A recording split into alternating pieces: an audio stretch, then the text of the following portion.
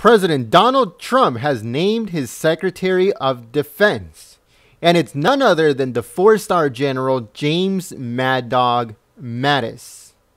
Here are 5 unknown facts about the general. Number 5. General Mad Dog Mattis has never married and has no children. Number 4.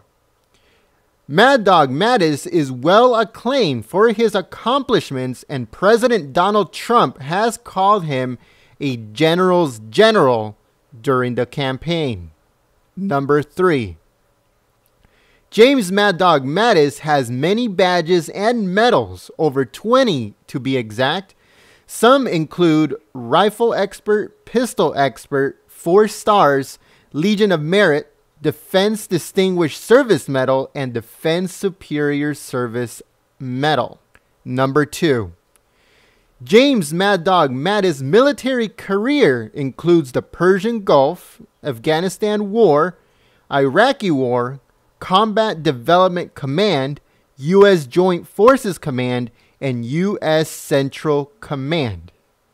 People that have worked by or under Mattis has given him numerous nicknames like Warrior Monk, Mad Dog, and his call name, Chaos. Number 1. General Mattis is known for his quotes like, quote, "I come in peace and I don't bring artillery, but I'm pleading with you with tears in my eyes. If you fuck with me, I will kill you all." And also, quote, "The first time you blow someone away is not an insignificant event. With that said, there are some assholes in the world that just need to be shot. I don't lose any sleep at night over the potential for failure. I can't even spell the word." So yeah, guys, thank you very much for watching. If you like this video, give us a thumbs up and share it on social media. Stay tuned for more videos coming soon. We upload daily, so stay here for all the breaking news and announcements coming your way. If you are new to our community, we encourage you to join, and by clicking the golden globe on the screen, it's interactive. It'll give you the option to subscribe. We welcome you. Check out our previous videos. They'll be coming up on your screen. They're interactive. Click on them and they'll give you the option to go to that video. While you're over there, give it a thumbs up and share it. See you guys soon. Peace.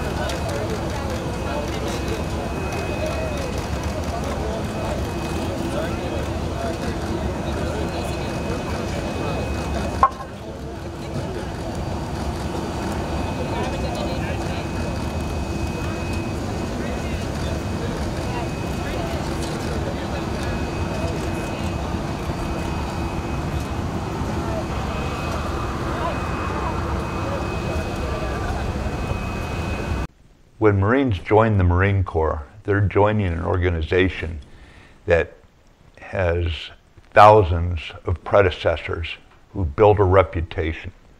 We're the toughest, most feared force in the world. And we don't surrender that reputation except at our own peril. The reason nobody wants to fight us on the battlefield is because they know our reputation, whether it be Belleau Wood or Iwo Jima, they know what we're like. And so you don't want to surrender that reputation. Every Marine who comes in the Marine Corps, every single one of us, must leave the Marine Corps in as good a condition or better than we received it. And your own personal behavior is often what is going to set that reputation, for better or worse. And no Marine has the right to reduce our reputation. We must all work together, look out for one another, and keep each other on the right path to strengthen that reputation of no better friend, no worse enemy. That's what we're all about. No way. No way to negotiate with them or to fulfill anything that they are demanding. Well, it is a real great honor and pleasure to welcome you. Secretary of Defense, not only as the Secretary of our greatest ally, but also as a former general, and not only a general, a real soldier and a leader to lead soldiers, it means to lead what you called a teamwork. And every one of our former generals are respecting you so much, saying that you was one of the greatest leaders and generals of the army, and they are appreciating very much. I would like to take this opportunity to thank the Americans and our allies about helping us and supporting us with the MOU, signing the MOU, helping us very much. And I would like really to emphasize that carrying the burden of security that falls on our shoulders, and you know what are those burdens.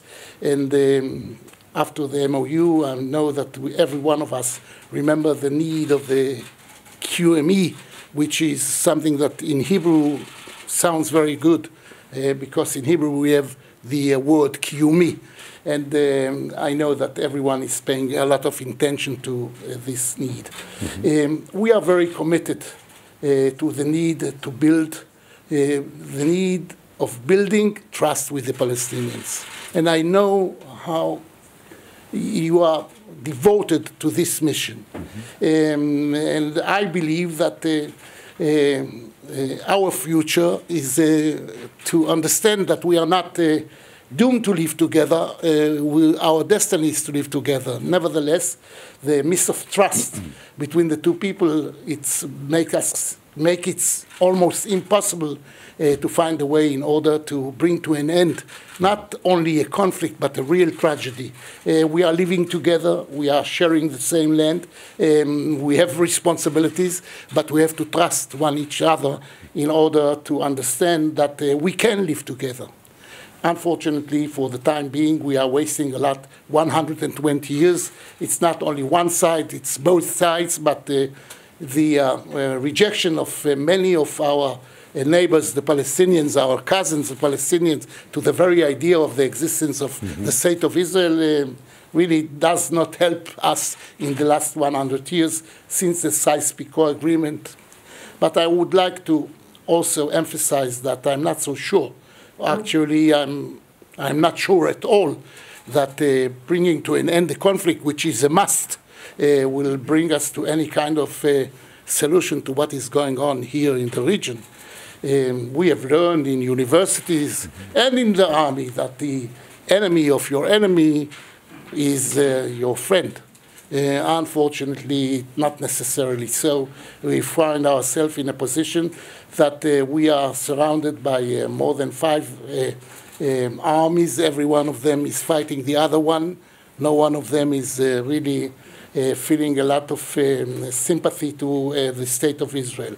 And that goes on, and what is going on here.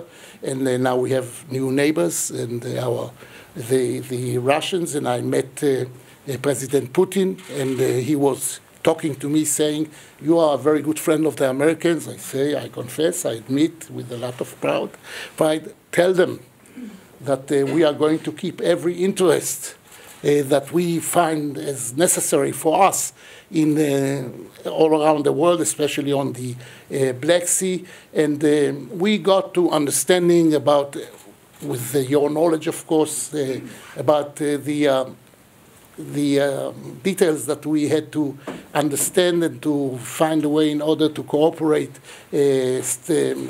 on a tactic basis in order to make it possible for all of us to be on the same Earth space when you have the SA-300. And because of that, Mr. Secretary, I would like to welcome you once again. You know that we are facing a lot of challenges, and the need to understand that in the Middle East there are no shortcuts. No shortcuts.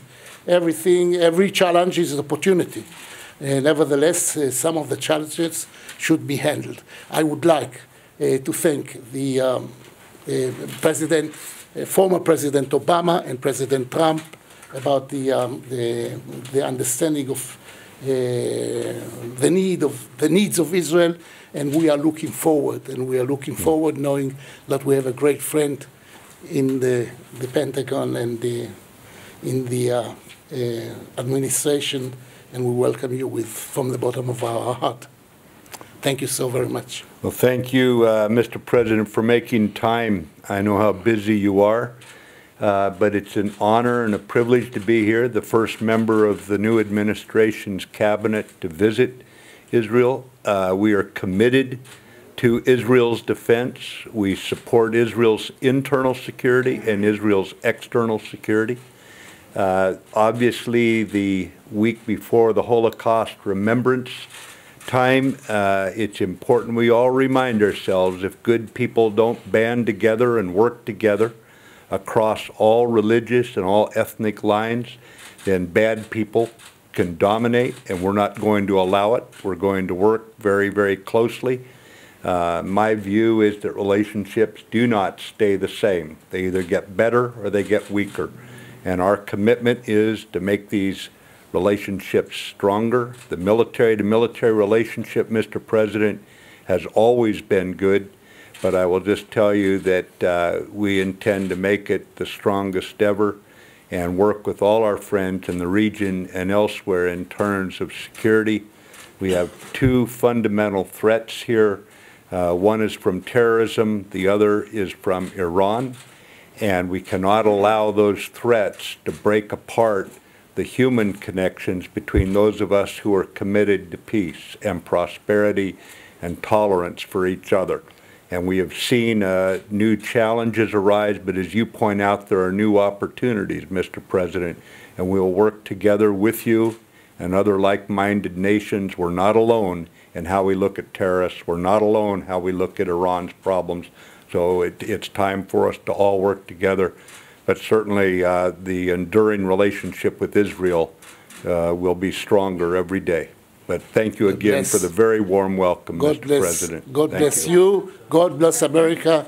God bless President Trump. Thank you, sir. Thank you. Mr. President, thank you. Very kind of you.